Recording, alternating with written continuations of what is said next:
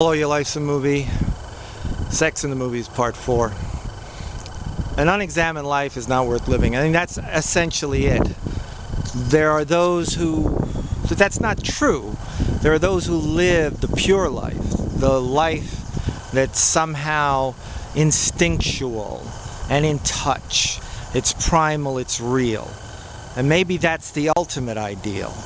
There's those that say the unexamined life, again, is not worth living. Well, for those of us who cannot live that primal, instinctual life, that's the other alternative. If you're educated, if you're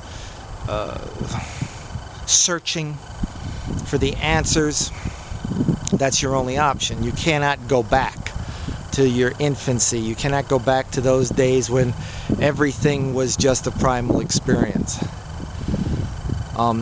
And those films that try and delve into that part of ourselves. I always think of one in particular, Altered States, where he goes into the isolation tank and then comes out in a primal state. And of course he adventures into the far reaches of what it is to be in existence. So that's what sex is about. Sex is life. Sex is the ultimate. It is what propagates the species. It is also what motivates the species in some respects. But to say we understand it, so many lives that are examined and that are ruled by it ultimately are left in disarray and dissolution and despair.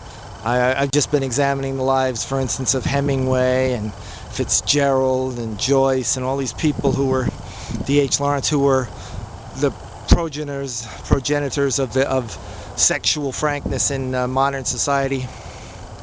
And of course, much of their lives were left in disarray by the end, because that's ultimately where we're all headed: death and disease and decay. And sex is something that just becomes a memory eventually.